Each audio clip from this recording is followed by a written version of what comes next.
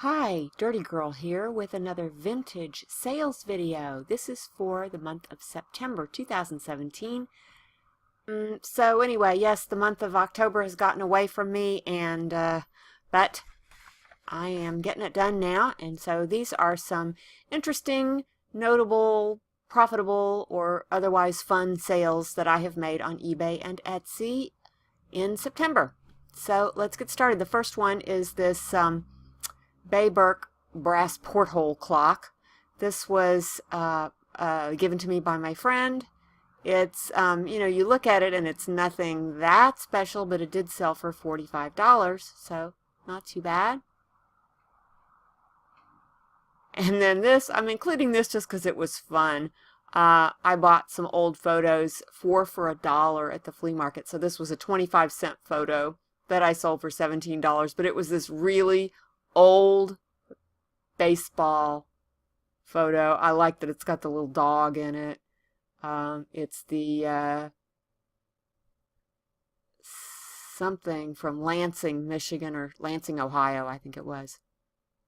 Yeah, Lansing, Ohio. Anyway, it even had, it was faded on the edge, but $17, so fun. Okay, and then this one, this is a pipe that my friend gave me a big box of vintage pipes, and this one is a Bjarne, if I'm saying that right, B-J-A-R-N-E, and I sold it with a little pipe reamer tool in this little thing, but that sold for $38. But I also, it got me learning about pipes, and so I picked up a pipe at the flea market. I paid $10 for it and sold it for $100 or $99 maybe on eBay this month. So that'll be on next month's thing. But just learning about a new area of collecting, I otherwise would not have noticed this pipe and saw the name on it and went, ooh, that's a good name, and picked it up. So anyway, that's all I had on eBay. I sell most of my things on Etsy. I usually just use eBay for auctions when I don't know how much things are worth, or sometimes guy things I just put on eBay. But anyway, let's move on to Etsy. We've got, this was a really nice antique, either Victorian or Edwardian gold-plated hinged bangle with this nice etching on it.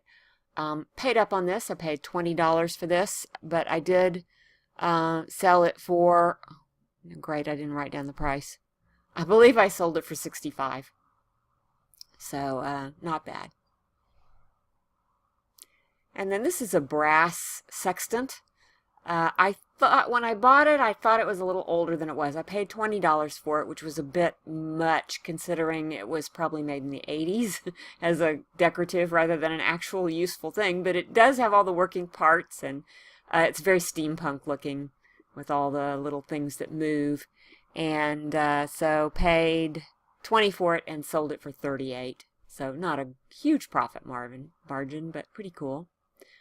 And the glass paperweights continued to sell. This one was signed by artist John McPherson, who I could not find out a whole lot about. I paid $11 for this at the flea market and sold it for $38, I think just on the basis of it being a really pretty piece of art glass. And the designer costume jewelry still selling pretty well. The brands like Coro and Trifari, Monet, and Napier, especially older pieces or really big, showy, chunky pieces like this one. This was both, actually. I got this at the flea market for, I think, $1 and sold it for $26. And this is a copper cauldron with a handle on it. It's bigger than it looks in the picture. It was a gigantic thing. I got this at a rummage sale at my mother-in-law's retirement home. Paid $12 for it and sold it for $75. So I was really happy with that. Sold pretty quickly too. And this, on the other hand, took forever to sell. This is a Filmar TV lamp. You know, back in the day, we used to always watch TV in the dark, and you'd have these little low light lamps on your TV just to give a little ambient light in the room so you could kind of not run into furniture. But anyway, I remember having one very similar to this when I was growing up. This one is green pottery with a deer on it. I put a little plant in it and lit it up for the photograph. Like I say, it's been sitting forever. I paid $15 for this at an estate sale. Sold it for $43 plus $63 shipping. And the sad end of this story is it arrived in 1,000,000 pieces. I was sending it to, I don't know where, a long way away. But I did collect insurance on it, so at least I got paid back. This is another neat piece of jewelry. It's a no name, no mark. It's not silver. I was hoping it was when I got it. But anyway, it's a nice big showy piece, and I paid $5 for it and sold it for $32. And this is a 14 karat gold and brass key, which is some type of Hollywood memorabilia, but I don't know exactly what it means, but it belonged to my friend's former partner's father, somebody, I don't know. Anyway, I got all this Hollywood memorabilia that used to belong to this film editor named William Lyon. So anyway, that sold for $100. And I got this little Art Nouveau glass dresser box at the flea market. I paid $10 for the box and sold it for $43. And this was a fun sale. This is a Simplex whistling tea kettle. It is a solid copper kettle with a chrome plating from the mid-century era, made in England. And I paid $10 for this at the flea market and sold it for $125. I like the photo on this a lot too. Look, I even have the burners even going. I think I was trying to see if I could get a picture of the steam coming out. But I did test it. It was clean inside, and it did whistle when it boiled, so cool. And this is a very primitive cowbell made out of sheet steel. It's all, kind of rough and primitive looking. And I paid a little much for this. I paid $8 for it, which is really a little too much, considering I only sold it for $22. But I just wanted to include it because this kind of stuff, these cowbells and primitive stuff, has been really selling well for me. Like, not sitting around. Sell quickly. And this is a Japanese lacquer jewelry box. If you're of a certain age, you probably remember having one of these, or in my case, I had a sister who had one of these. Hers was black. That's the normal color. The white is a little less common. This is a pretty fancy one. It's got the painted mirror and the little doors and everything, and it's a music box. I couldn't ever identify the song, but anyway, I paid $5 for that and sold it for $28, and it sold very quickly also. And this is a silver plate tobacco canister from 1910. I was able to track it down because it was marked very well. Reed and Barton. It was for the Blue Boar Inn, and it was not a hand etched piece as I was hoping when I bought it. It was kind of a mass produced, but it was old and really neat looking. And I paid $5, is that right? No, $10 for that and sold it for $50. And this is a glass hip flask from the 1920s. It has a metal top. It had a little cork lining in it. It was marked universal, and I was able to track down a little information from it, including that it came from the 1920s. Guy things like flasks seem to sell really well, and cigar cases, like for your jacket pocket, those sell really well too. But anyway, this I paid $5 for at the flea market and sold it for $32. And these are some little Goebel ceramic sparrows. Goebel doesn't sell quite as well as it used to, but it is still collectible. There are collectors out there. I paid $12 for the two of these together and sold them for $40. And it's real important to get these numbers in the listing because people do search by those numbers.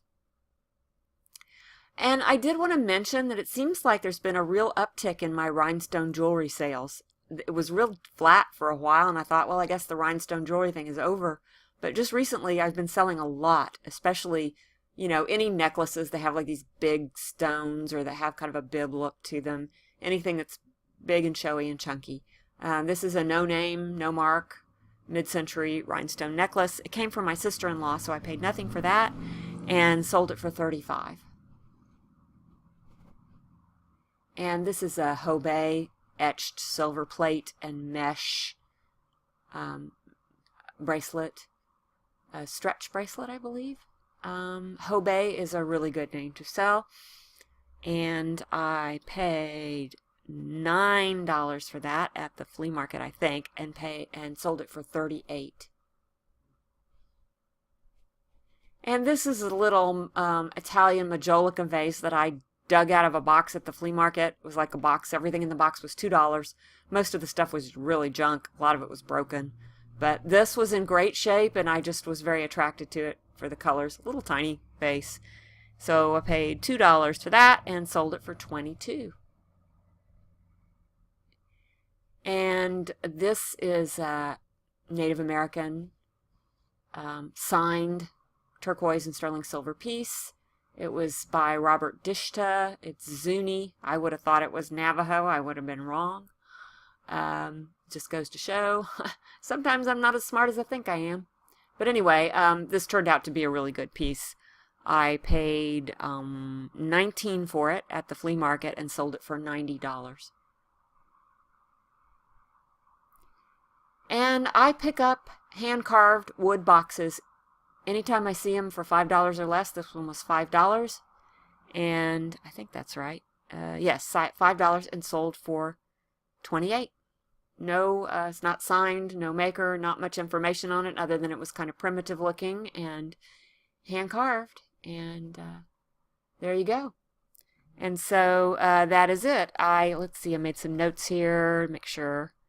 Yeah, primitives, Hollywood Regency, anything that's gold, golden white, ornate from the mid-century era is selling well. Big chunky jewelry and rhinestones. Yeah, so I mentioned all the things I wanted to mention, and I got done in 15 minutes, so I'm happy, and thank you for watching. And please visit my shop at vintagedazzle.etsy.com, and on eBay my seller name is Kara Lennox. The links are below, and if you like this video, please give me a thumbs up and share it if you like, and make a comment if you like, and I will see you again next time, hopefully with a haul video.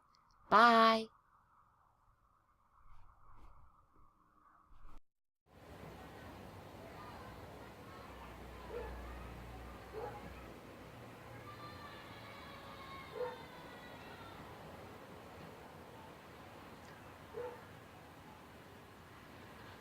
If I want to calm her down, all I have to do is turn on the video camera. She stops doing whatever she's doing. She stops being cute. I can't believe that she stops being cute. Oh, there she goes. There's her mouse.